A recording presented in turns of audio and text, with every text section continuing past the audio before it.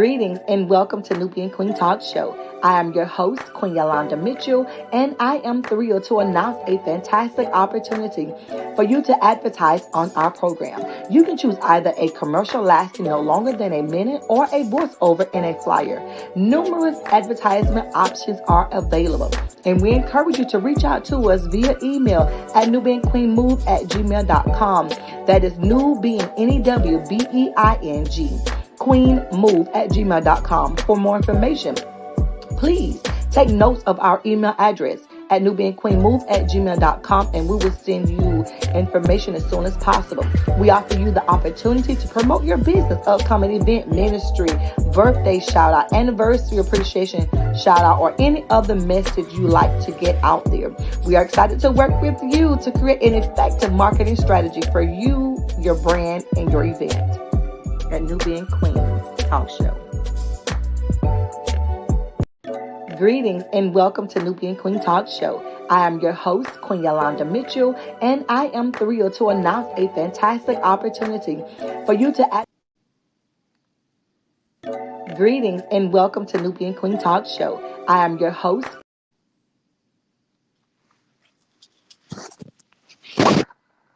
Hello, everyone, and welcome to Nubian Queen Talk Show on Kingdom Image Network. I am LaTisha Wells, founder of the Monday 31, and today's topic is going to be about Soft and Meek. We are streaming on Kingdom Image Network, Facebook, and YouTube, and LinkedIn. So please introduce yourself and let us know where you're tuning in from. We would definitely love to chit-chat back and forth with you. Also, follow Nubian Queen Talk Show and Kingdom Image Network. Like, share, subscribe to our YouTube channel. And don't forget to press that little button at the bottom to receive notifications for new content. Of course, you can follow me, your host, LaTisha Wells, on the Modern Day 31. And also on my personal Facebook, LaTisha Wells. So, we love interacting with our audience. So please definitely feel free to comment and ask questions during our show. So without further ado, I would love to introduce the one and only Prophet Jordan Wells to Nubian Queen Talk Show. This is not our first rodeo. I honor this man. Yes, this is my husband, but I also am very obedient to who he is. And I also have to keep in mind and keep myself in check who he is and being called by God. So if this may seem weird to you, I'm sorry. So to my devoted husband, Prophet Jordan Wells, how are you today? I'm doing good. It's so I'm sweet thankful to to hear be from you. on. Oh, well, thank you, Bear. I want to have fun tonight. We're definitely going to be speaking on some, of course, femininity and more soft and meek. But at the same time, let's have fun, okay? Let's have fun. Let's be open. Let's get outside the box. Let's giggle a little bit. Communicate. Come on now, chat. Put whatever you want to ask it. Just let's just be live today. And also happy Resurrection Day, because this is the day that Jesus has risen. Yes. And of course, yes. So how are you doing today, Prophet? I'm doing good. How you doing? I'm doing great. I'm just honored to have you on. I know you could be doing anything else, but you literally took the time out to be on this podcast to talk about femininity, which is something that is the complete opposite of you. And for some of you that don't know, I did let a post out about my husband. He is the complete opposite of me. My husband is super masculine. Like, we definitely offset each other. But the main reason why I wanted to talk soft and meek with him, because of his masculinity, and mainly men that are masculine that way, love certain attributes within women. And although this may be new to you, this is also new to me too. I just felt in the spirit to bring him on, not just because of me being really feminine that I am, but I also learn. You never would ever not catch me not learning. So, honey bun, I want to ask. I've always, asked you, what is it that you always saw within me, but let alone what do you want to see within a woman, with you being high strung the way you are and being masculine? What are the certain attributes that not only within me, that women that are seeking to be feminine, that want to know more about it, and let alone marriage, what are your intake on that? Me up here being your student, so just lay it on us. Well, I think it's very important that God. First of all, that for a man, whether he's a Christian or not, but I'm gonna speak for being a Christian. Um, for women that follow the God blueprint, that God created women to be feminine. He created, and for me, femininity is just your original state as a woman. I don't think it's a separate thing. I don't think some women are called to be feminine, some are called to be masculine. I think all women are called to be feminine. That's the way God created. That's just their nature. That's who they are. And it's culture that has warped, the image of women and the image of men, because men is us. And I think that love that God has given me a masculinity, a strength, because so much of our culture has feminized men. Bad to be a man. They have terms out there like toxic masculinity and all that stuff. There's not nothing toxic about being masculine. That's who we are masculine. That's what makes uh great fathers to women and to boys. Is that you have that balance of women that are taking on the position of being a man. You have a collide. That's why there's so many broken marriages and broken relationships, because you have women that are trying to be the man. And the roles are switched. And I've been in those, before I've been in relationships where I've dated those type of women. And that's not good, because what that is, that's gonna make a man feel like they're not needed, and then a lot of it is, well, as a as a woman, I don't need a man.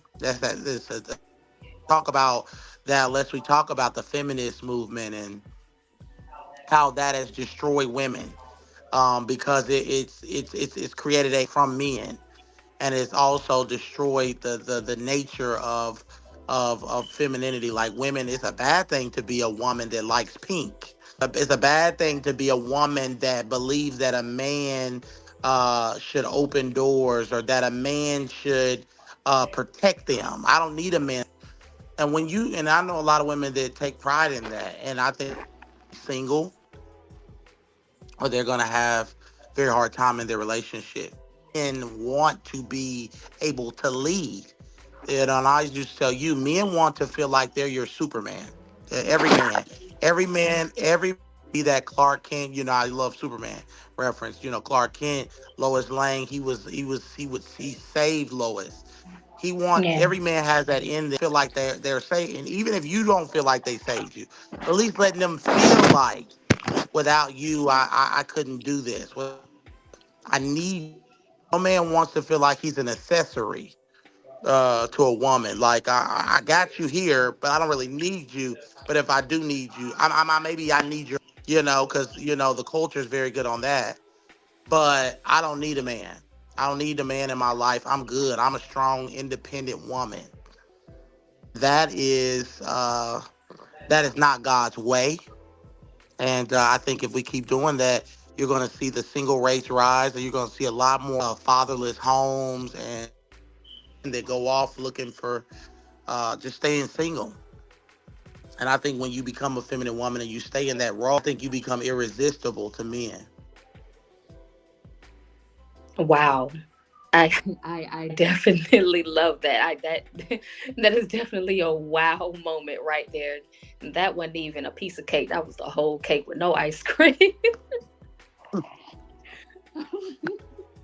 But I definitely highly come into agreement with that. And just to be transparent here, I felt Although I always knew that I was feminine deep down in my spirit since childhood, despite all the traumatic experiences I went through, being in out of foster care, not being told that I was loved. I was always being told that I was pretty, other than people that were my family, and that's what I held on to, just having a connection with strangers and things like that. But I always knew deep down in my spirit that I was always a soft, meek woman, and I was always feminine. And that was something that was a gift from God. But the moment I became a mother at the age of 16, I gradually became dominant. And I can definitely relate to that moment, because there has been moments that me and my husband have had disagreements. And I'm just being transparent here because there's someone that needs to know.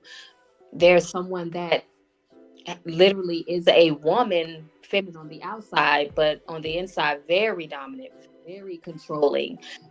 And I hate to say it that way, but it needs to be said. That's the only way that deliverance can come. That's the only way you'll be freed from that spirit of masculinity within a woman. I remember one incident. My husband wanted to. It was something that he wanted to do, and I totally dominated him, because from 16 into our middle 20s was when we met. I gained that sensibility of being a masculine woman. Like, I got this. I don't need you now. I became a mom at 16. I've made it here. My child now is a teenager, and I just felt all the award to take on. Like, hey, she's not out here in the streets. She's pure. She's this and she's that. I'm doing a good job as a mom. I don't need you. I don't need a man. I got this. You can leave at any given moment.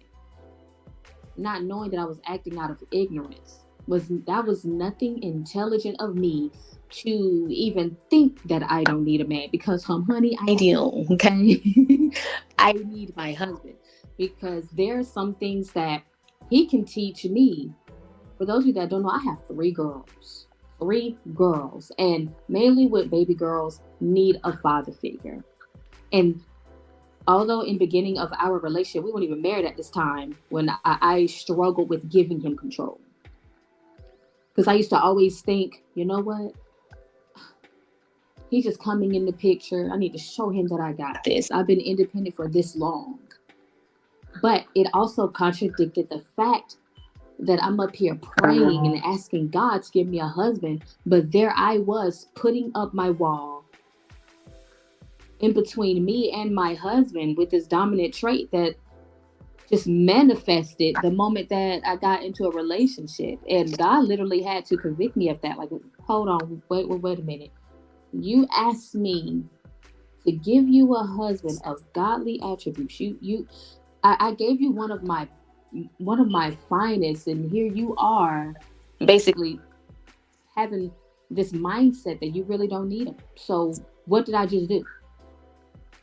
And that was something that a woman that know that she's that way, you have to come into agreement with knowing that you are that way. Like, in my alone time, when I'm not around my husband and children, I talk to God. And I'm my most vulnerable. Like Jesus, I'm a mess. I'm a whole mess right now. I'm literally showing that I don't need my husband, knowing that I do. I literally was not raised with my mom and father. So no one taught me how to be a wife. No one taught me how to be a feminine woman. I literally got this way through prayer and crying half to death, and asking God to mold and create within me something that was already there. And being connected to a deliverance ministry, being delivered of that gunk. I literally had to become, I had to become a vegetable and mute to know that, oh my gosh, I have these attributes within me that can ruin a marriage. Because I'm so dominant in my ways. I'm so dominant in my attitude. I'm so dominant in everything that I do. And it's running anybody that I come into contact with off. Wow.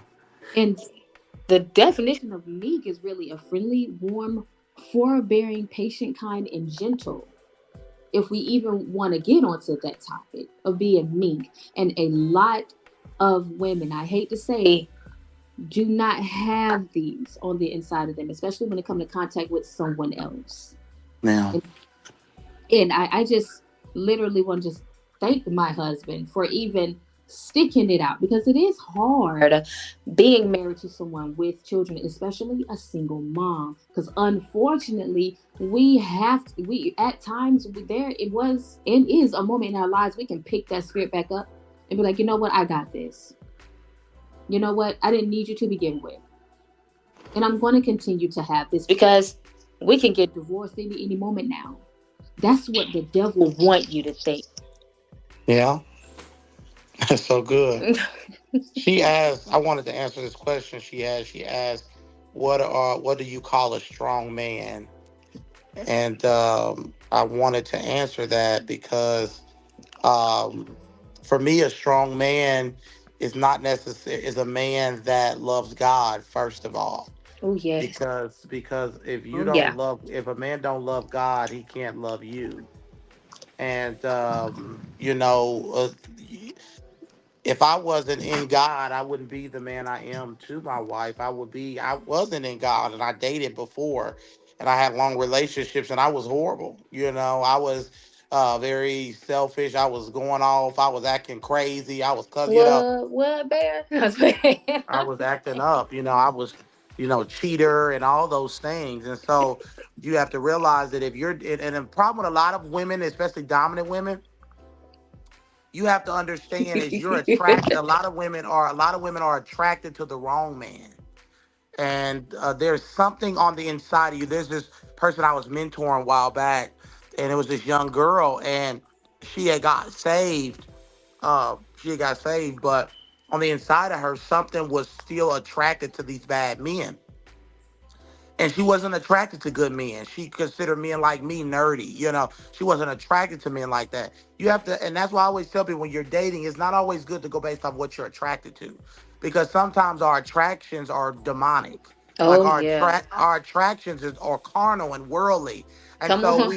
and when we So come into the true. king and we come into the kingdom, we have to get that thing remolded, and it goes back to being a strong man. So a strong man is not somebody that is just wants to, a strong man is somebody that will lead you in the presence of God. Oh yeah. One of the worst things is a man that I see where the wife is in church all the time and the man doesn't go to church. That's not a strong man. um a strong man is the one that if there's an argument, they're going to be the one to go in prayer, do the Hmm. warfare and pray. There's been seasons where in our marriage, and I have to, God holds me accountable and says, you're the stronger vessel, you have to go in prayer, and you have to intercede, and you have to birth her in the spirit. And I believe that's what a strong man is. He goes into intercession, and he births what he wants his wife to be in the spirit. And Miles Monroe said this: your wife is your first priority of intercession, Yep. in intercession to mold her and help Hmm. her become the Hmm. woman that is. Come I on. don't, and some women Come are so on. dominant that Come on. they won't let a man call out their greatness. I know when me and you first got together, there was sometimes you like, you trying to, you didn't like it, but but now, she didn't want to let go of some stuff, and I would tell her, babe, you need to do this a little different, you need to wear this, you need to do this. And she didn't like it because she thought I was trying to control her. And then she's not like that anymore. But when we got together, I wasn't trying to control her. I just saw the greatness. I saw what God saw. And now look at her, she has her lookbook, she has her modern day 31. She has, when she goes places, people are telling her she should do modeling. I saw that from the beginning, but it took a while. I had to help her. And I believe that's the job of a man. But if you're an independent, that strong man, you're going to fight against him, because that if you're too strong, you're going to take that as control. That's a danger from the devil. You're going to think a strong man is controlling because there's something in you that has manly qualities.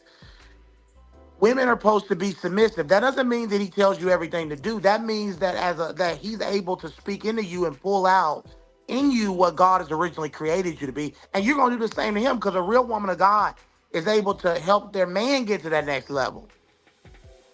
When I got back from when I got back to Florida, I wasn't in the best situation. And one of the reasons I married my wife is because she saw me, and I'm about to hit some women in the head with this. She saw me in my lowest. My God. I didn't have a job when I got back to Florida. I was still preaching, and I was still, the prophet, but I had went through a horrible situation and all that stuff, and I was just in a low place. And she saw past that, and she helped me get to my next. She saw me. She helped me.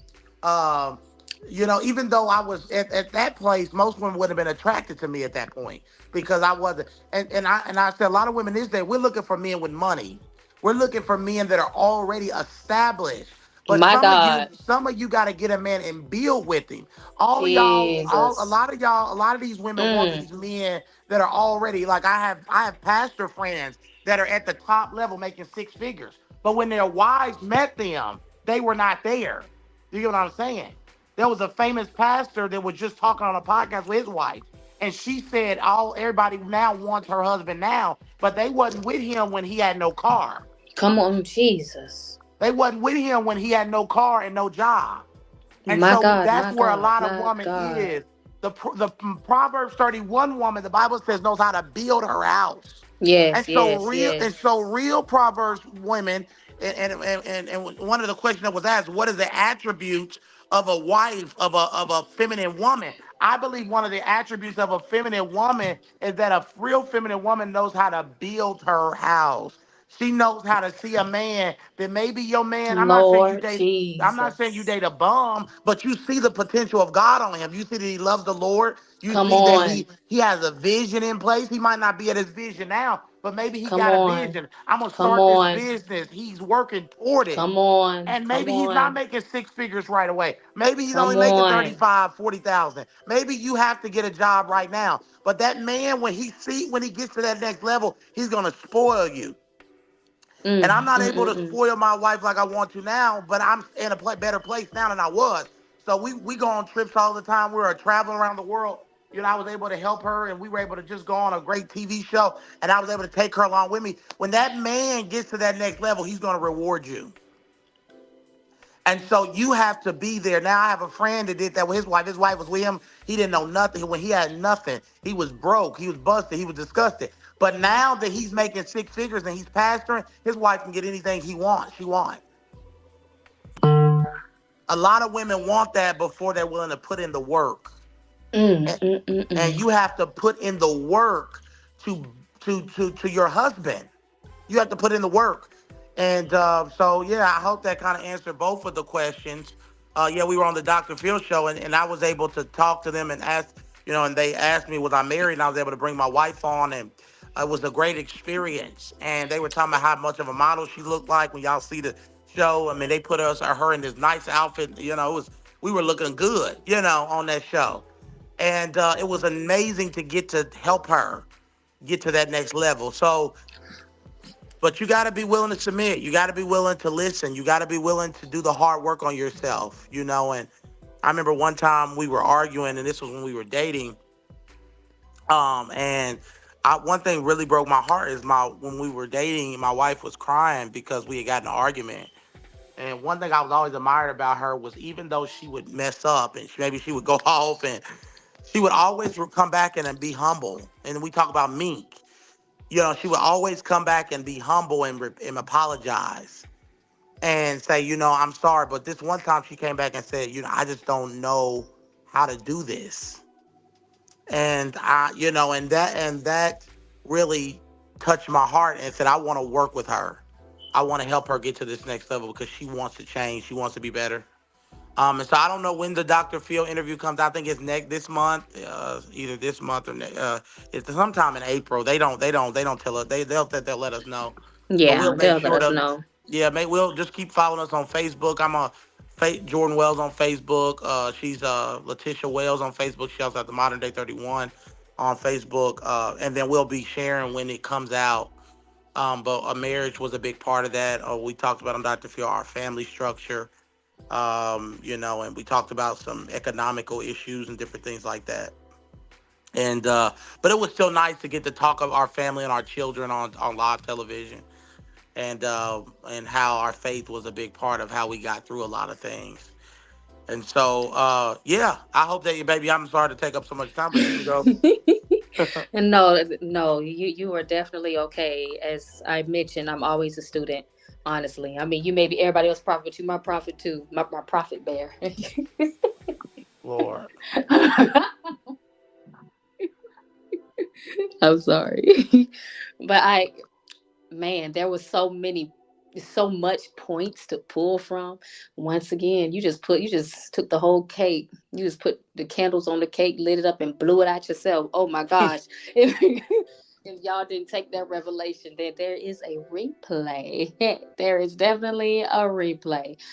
That right there was definitely food for your soul. Okay, that right there was some fresh manna that you can eat on 365 days of the year. You can be that right there, that right there. Okay, and I don't. How did you pick back up from that? I definitely love that so so much. And meekness is essentially an attitude or a quality of heart, whereby a person is willing to accept and willing to submit without resistance to the will and desire of someone else. If you want to go and look up meekness for yourself, please, I highly suggest that you would, because meekness is definitely going to take you so far, not just in your marriage, but in your relationships, even with your children, in the marketplace. You I really have to really be cautious of even how I walk, on how you say things with a certain attitude, my facial expressions. I've learned to have a poker face because I don't like some things, and it'll definitely show. So I literally had to learn to have a poker face when it comes to a lot of things. But at the same time, I had to learn meekness outside of my marriage. I had to learn meekness even dealing with other people. And I also had to learn to be happy for others, let alone my husband. Selfishness is not the way to go. It's not always about us. It's not Mm. always about our business. It's not always about being a how they do it, boss babe. I don't know. I'm not a boss. I mean, I don't refer myself as that, because when you continue to keep calling yourself that, that also is an open door to dominance upon you at that, and control. And that's one thing that I never ever want on my shoulders, is to be so much on my own high horse that I'm ignoring my husband's needs. I'm ignoring the fact that he just came to me and said, "Babe, I want to open this restaurant," or "Babe, I want to go own a cattle on the hill." And here I am. Well, what about me? What about me? What about me? One thing, y'all favorite former president Obama, although I'm not a fan, but when you finna get into politics whatsoever, he would not be the man that he is today if it wasn't for Michelle. There has been moments that she had to put down her own agenda for her husband. There has been moments that she have had sleepless nights to help her husband, to make sure that he was able to stand on that podium every time and deliver his speech. Yeah. And their children is in high benefit of that. He is a high benefit of his woman being the way that she is now. Submission is another thing that lacks, not only in the African American community, but in majority of women in general. Because some of us were raised in single households, so we have mothers that had to, and I get it. I once was there, but I had to realize, if I'm going to stay on my face and even strike up to even talk to Jesus, knowing that I'm the way that I am now, how in the world am I even going to get far? I had to learn how to submit to the will of God first. And that's how I was able to learn how to be submissive. I had to first submit to Jesus. Mm. I had to literally, I guess they call it, kahunis. I had to get those and be like, Jesus, I literally am needing help in this area. I'm needing help in this area. I know what I have on the inside of me, but there's things that I've learned along the way from other people. And there's in majority of situations, there's things that you have learned from other people that has something to your spirit, and you're living out other curses from other people, and you're wondering why a lot of things are falling apart. If only we grasp the fact that we need Jesus and we need to go to him and we need to pour out unto him. And I tell you, it's not easy. I literally remember that day that I walked my kids to school and I walked back home and I said, God, I had enough. I had enough. I'm done of being this way. And I submit myself. I submit my whole being, whatever I have going on, whatever the situation, whatever it is, what I submit it all to you, God, because I need your help, because I desire more in my life. I want and need a husband. I want my girls to have success. I want to be a somebody. And I remember I told God this. God, he ain't gotta have nothing. I want a man that love you. I want a man that loves me and my girls. And whatever come in line, I'm there. Because I had to first realize that humbleness and meekness is very important. I also had to realize that I too am a piece of work. And and here I am asking for a high value man, but I'm sitting up here being low quality as I can be. Somebody asked a question. I think she already answered. You answered it. She was asking, "What do you have to say submissive?" And you talked about submitting to God, how important that is. Okay. I think she talked about it again with humility. Um, you have to be humble, because our nature is not to be submissive, especially if you didn't grow up in a home. When God began to teach me about deliverance, and I talk to my wife about this a lot. God really began to deal with me about our childhood. And we got to understand, I think in the African American community, we don't understand this as in like we should, that childhood is very important. Mm-hmm. It's where we learn everything. We learn everything in the context of our childhood. We learn how to submit. We learn how to Oh yeah. love. We learn how to love God. We learn how to deal with people. We learn how to deal with conflict. All that comes from our childhood. And so, if you were raised in an environment where you were not taught certain things, or that you were taught this or you were taught this, you have to begin to unlearn some things. You have to begin to almost detox yourself from the things that you were taught. And so we were taught to not be submissive. As women especially, you were taught that, I just think about this, you guys. When Mother's Day come around, it's one of the greatest holidays. When Father's Day come around, it's not even celebrated. It's As a true. culture, we have dishonored men. As a culture, and yes, a lot of men have walked out on their families, and a lot of men have Yeah. done things, but there are a lot of great men out there still. There are a lot of men that love God. There are a lot of men that are taking care of their children. But Yeah. as a culture, we have almost made it like men are an option. You don't really need them, and if they're there, that's nice. But if not, that's okay too. And we have almost, and so you have to begin We to have realize. normalized that. We definitely have normalized that. It's only getting worse. We have definitely normalized that. Yeah, With and so to that point that you said. to be submissive, you just gotta unnormalize it. You have to realize it's a problem, and you have to say, God, I'm going to submit. And you gotta realize too that submissive is not a bad thing.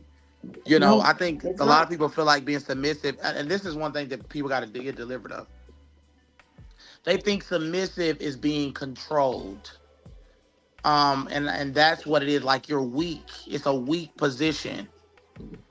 She said, "What do you think women can do to show honor to our men, period?" I think one of the things that you have to do is you have to encourage them. Yes. Men are big on all men. Every man's love language is, of course, It's grown folk on this TV show. So Yep. they're all men's love language is, of course, we that men are very, sensual. I'm gonna say that, so that's a part of it, but that's not all we need. Mm-hmm. That men also love to be encouraged. Nothing breaks a man more than a woman's words. Ooh, let me prop my feet up. Mm. Nothing can destroy your man's confidence. Nothing can destroy your man's confidence like you tearing him down. Nothing can empower your man like your words. Just coming in at a long day of work and you just say, "Honey, you look good today, baby." You know, uh, he does something nice for y'all, the house, and you go out your way to say, "Babe, we really appreciate you. We know that this house would not work without you and what you do." You would be surprised at telling your man. And I used to love my wife. She was when we were dating. She would always send me these long paragraphs that would just tell me how much she needs me, how much she loves me, and it would just be long, thoughtful. I would wake up to these.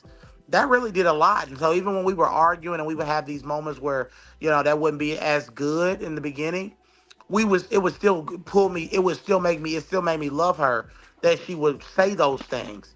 Oh, bear. And so we all are created like that. So I think as women, you have to understand the power of your words. The Bible says life and death are in the power of the tongue, and those that love it will eat the fruit thereof. Yeah. So with the same words in the same mouth, you can either curse or bless. So you can't be telling your husband how much you love him one day and then telling him he's worthless the next day. Telling him he's worthless, telling him, you can do it without him, and you don't need him, and blah blah blah, because that's going to make that man completely shut down. A lot of men shut down. And men, what this one woman of God said, Katrina's right. She said men deal with a lot too: ministry, family, job, business. They need to feel loved and appreciated. They carry a lot, and that's right, because as a society, men wear the burden of the responsibility. Even if your women is making the most, and I'm okay with my wife making most. I make more than my wife right now, but I'm just saying, um, Oh my if God. she did, I mean, there was a season where she was making more than me. I don't care. So I'm not saying as a woman you can't you can't make more money. And there's Shoot, nothing I want wrong to with be a that because housewife anyway. Shoot. there's nothing wrong. My wife, I tell y'all, she shop too much to be a housewife. She needs to always have her little side job to be able to buy what she wants, because my wife like to shop and I like to keep money. But It's the that's a open whole different shots. subject. Sure is the But open shots. Bang you're bang. okay. You okay? That's okay for that's okay with your wife making more money than you. But at the same time, the responsibility is still on the man. The man still feels the pressure if the bills aren't paid. Yeah. If this is not happening, if that's not happening, we still carry that. And Hmm. so, as a woman, that women don't really understand. Sometimes women, you have to understand that men carry that weight, and so you want to ease that load as much as you can. That's all I'm gonna say about that. You want to ease that load, and you want to make them feel like a hero. You want to make them feel like you got their back, and you want to make them feel like. And sometimes your man might not be acting all way. So let me go get on men. Some men are wrong. Some men are cheaters. Some men are liars. Some men are not deserving to be submitted to. But let me tell you Mm-mm. this. But let me tell you this. Your conduct can even turn. I know of a situation with a woman at an old church of mine, and her man was a provider, but he was not saved. He was an atheist, and he didn't go to church with her. He hated when she went to church. He was a real hard case. But that woman was on her face praying for her husband, and she was submissive, and she showed love, and she encouraged him. That made her conduct got him saved. Yes. Yes. Yes. So Yes. I just want to encourage any woman out there that you maybe have a husband, or that is not saved, or he's not acting like the a person that's worthy to be submitted to. Just continue to pray for him, continue to love him, and continue to. My wife met a woman recently in our city that, well, baby, you can tell this story, but she had been married 41 years, or how much, and her husband was unfaithful and stuff. Oh yes. She reached out to me the other day, and me and her sat in the car and we chatted for about an hour. And that's one thing that I I love being a student, not just to my elders, of course, to my husband, but there's nothing that I ever never go old is being a student. But she wrote a book that I'm in the process of purchasing because I want I have a goal and I to thrive, to continue to have a good marriage. I love my marriage. We have a good marriage. I definitely believe we have a good marriage. Our relationship, we're about to kill each other, but our marriage is lit. But she was telling me about her testimony and stuff like that. I'm just like, oh my gosh. And I'm just sitting up there like a babe in Christ. I was just sitting there in her good graces. And I'm like, oh my goodness, this is so powerful. Not only do she have the weight of her marriage, but she was humble enough to put everything that happened within her marriage in a book and also to continue to teach women of any age of how to be a wife. I'm like, oh my Yeah, gosh. share a little bit of her testimony, babe. Somebody wants to know. Just share a little bit of her testimony because I think it'll help somebody. Well, her husband was very much in the streets, doing, of course, what men do, being very promiscuous. Can definitely say because that was adultery and things in her marriage. But one thing, despite everything she has said, this what literally got me onto her like glue, on her hip like a baby. She said, I just kept going to God. I kept praying and asking God to change him. And her attitude in those seasons had to be of meekness. She didn't fight with him. Of course, she's shown she was sad, but she said she had to fight in prayer because God was the only one that can revert her husband. In so many words, although she had so much to say, she summed it up into prayer. I had to fight in prayer. I didn't fight him because I knew that the devil was behind it. Yeah. And although we was on the phone for an hour or so, I literally was like, so you really fought in the prayer? You ain't fight him? Cause honey, we would have been down the street. And she was like, I kept going to God. Mm. I kept going to God. I kept going to God. I'm like, ooh, lady. But I had to understand in that moment, she had no other choice. Because like my husband just sat here and said, if anyone missed it, you have to see your husband's destiny. You have to know that and you have to pull him continuously to it. And that's what she did. And she said now, despite all of that stuff that happened and her continuously fighting in prayer, she said her husband cooked for her every night. And I'm talking about full course meals. And I'm on the phone like, oh, stunned. Because in today's society, fighting in prayer does not exist. That most people would have said divorcing. Okay, and take the man for all that he got, withhold his children, and that right there, that note right there, withholding his children, that is going to be for another video because It was that War Room. She did the War Room. If any of y'all watched that, with that watch War Room, that really hmm what the woman of God did. And my wife is going to tell y'all what her book is called. But if you can get that book information, babe, for the people, because I feel I would like have there's to some. text her I for feel it. like there's maybe somebody listening to this and you're going through that in your marriage. Maybe you're going through that in your Yeah, relationship, or, maybe something's going on and you need to, and you maybe are, and you need to pray because there is power in prayer. And the older generation understood. I feel like in this generation, marriage, the divorce rate is so high because that we don't have any staying power. Jesus. The older generation didn't believe in just walking out of no marriage. Okay. That, I mean, they didn't leave. And Child, I'm they not stayed through the wham whams. Yeah, and I'm not They saying that did. everything they stayed for was right, but I Yeah. am saying they understood. They Hmm. understood the vows that they took. They understood to death do us part, for better, for worse.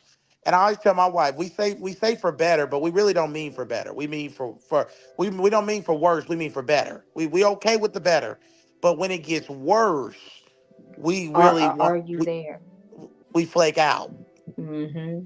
And marriage is hard, and it's hard for us. It's hard in general. It don't have to be, but we have a real enemy in our marriage, y'all. Did you hear what I just said? We have a real enemy that hates marriage. Why? Because there's destiny connected to your marriage. Yes. A- Yep. Yep. Yep. And if he knows if he can destroy your marriage, he can affect you. Uh-huh. Because when you go through a divorce, there is a process to restoration. It takes you years sometimes. I know preachers that have never recovered after divorce, or they're not the same that they once was. And so the devil knows that your marriage is powerful. And so I encourage anybody that's going through, or that wants to be married, to understand that your marriage is going to be under attack. There's going to be attacks on your marriage. We've had attacks on our marriage. We've had all type of things. We've had attacked on our children. We've had all type of warfare. When we got back from Dr. Phil, we experienced attack. Anytime we have breakthrough, there's an attack. There's always a warfare, because there's greatness connected to us being married. And so I would just encourage anybody with that. And there was a question that you answered, babe, that I definitely want to piggyback off on. I had to stroll back up. What do you do to stay submissive? I definitely want to aim, because that's more for a married woman. What do you do to stay submissive? I can definitely have another transparent with women that are married and having certain difficulties or whatever it may have you in your marriage, or even for those that want to glean from this. There has been moments that I've asked my husband, babe, what is it that you want me to do? What is it that you want me to wear to bed? What is it? I mean, I ask him my opinion, because my goal is to always keep the spark. My goal is to always have his eyes on me. Period. My goal is to always make sure that he's satisfied. And listening to the things that he desire of me is something that I desperately want to do. Because we also got to keep in mind, rather if there's a receptionist or somewhere else, there's another woman with loose morals that will not mind taking that spot, that would not mind being an ear to your husband. So that's one of the ways of continuously being submissive in your marriage, is listening to him. Babe, I want you to wear this to bed. Babe, I want you to wear this outfit. I want you to match me when we're going to a certain outing or whatever. Okay, babe. Two, don't always fight him when he tells you certain things to do. When he tells you something is not of taste, don't fight him. Because one thing that we don't want is having a man not listen to us. And us women, we are emotional. We're very emotional. And that's one thing that matters to us most, is having our man listening to us, especially if we're having a bad day or he catch us crying. We want him to have we want his undivided attention to listen. And that's something that I highly encourage, is to listen to your husband.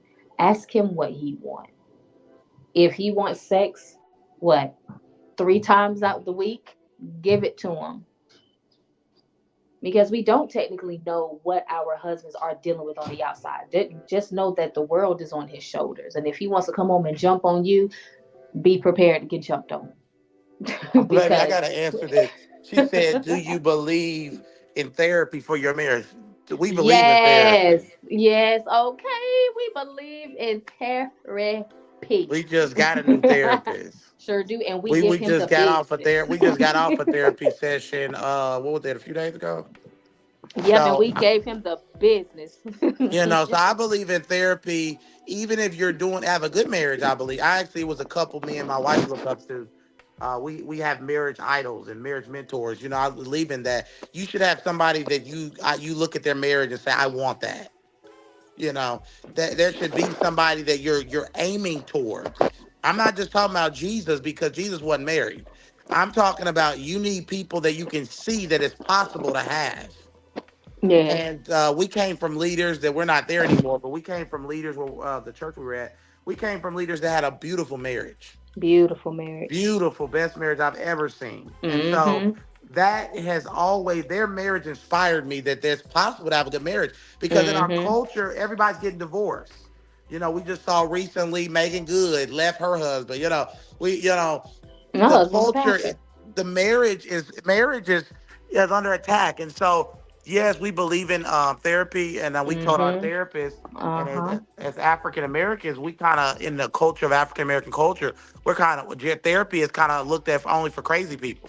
Yep, yep. And we told our white therapist that, y'all. We said that in the African American community, because he asked us how do we feel about therapy and mental health. And that was one of his questions he asked us. And I told him, in the African American community, it was looked up down upon. I mean, I was always looked down upon therapy. That I'm not crazy. If you tell some people that are African American, oh, you need therapy. Oh, you crazy. Mm-hmm. Mm-hmm. What's wrong with Mm-hmm. you? You got mental problems? You crazy? You know? No, and that's really true. I recently had someone come at me, which is like, "Oh, you was on Dr. Phil show. What? You got problems?" I'm like, "Seriously?" And I tell you, I had to be meek and soft in that moment. Like I literally, the femininity was like, "You, who? Let me stay here." I had to literally be like, "No, that's definitely not the status quo there." I was like, "Wait a minute." So um, yes, therapy definitely get looked down upon in the African American community, and our therapist is Caucasian, and we love it. But child, I know in the next sessions to come, he gonna be like, "Man, y'all play too much." But therapy is definitely healthy because you'll get to learn more of each other. yeah. Well, we definitely highly recommend it. Somebody said, "How can you get him to communicate when he is not a communicator?"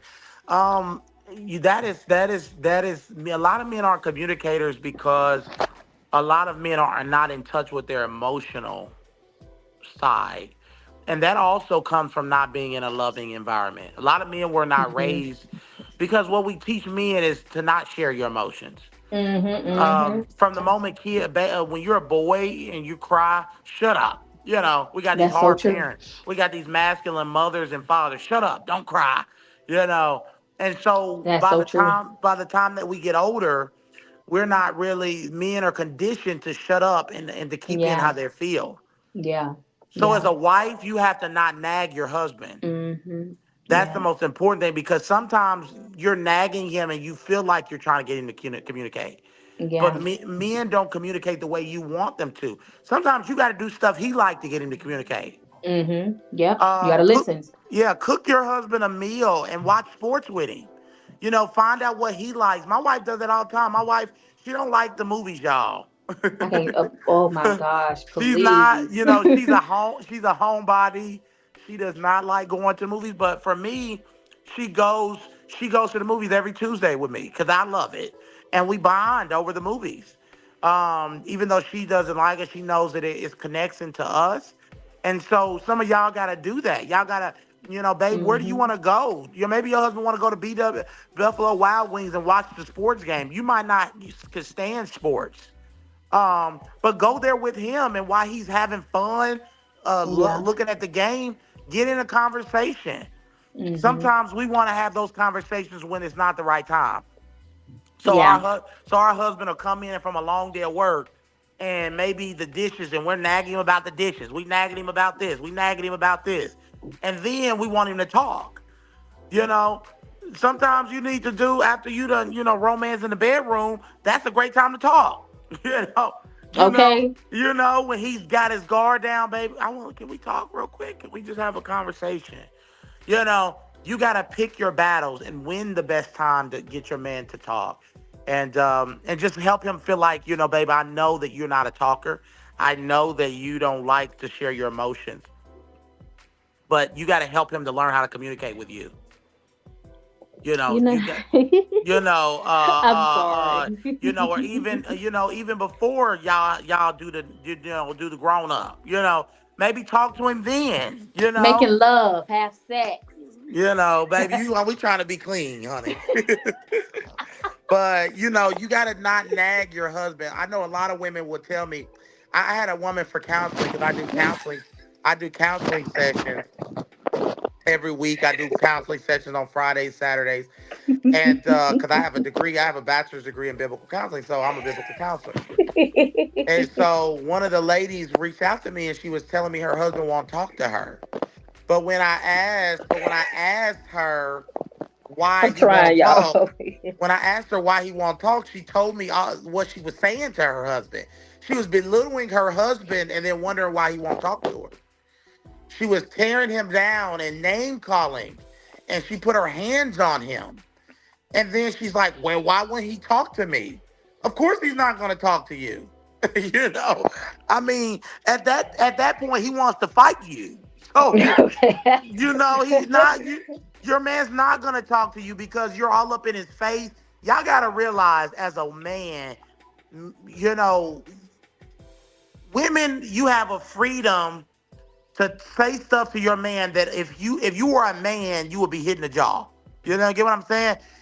Men still have that fighter spirit.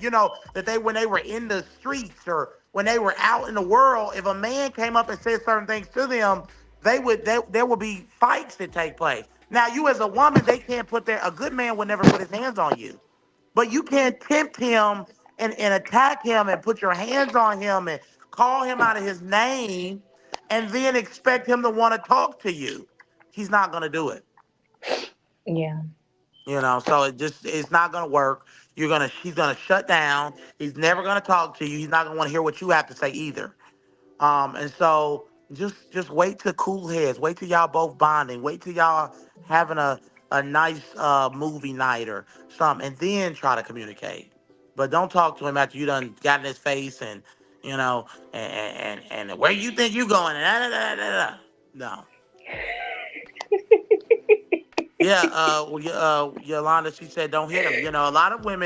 Uh, a lot of women have do put their hands on their husbands, their Hmm. relationships. Even if it's just throwing stuff.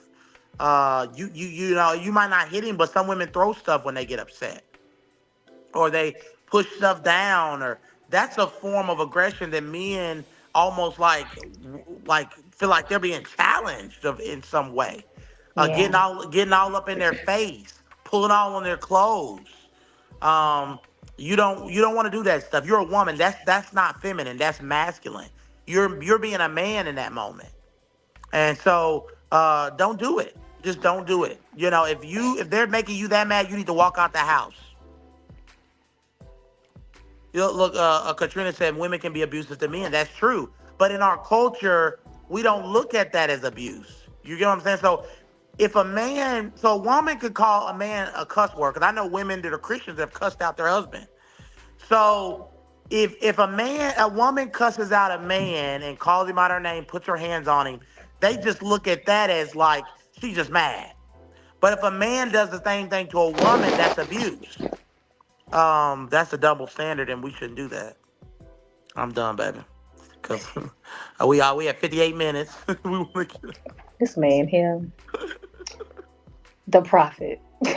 yeah, yeah, But what? I definitely enjoyed tonight's conversation. Boy, I tell you.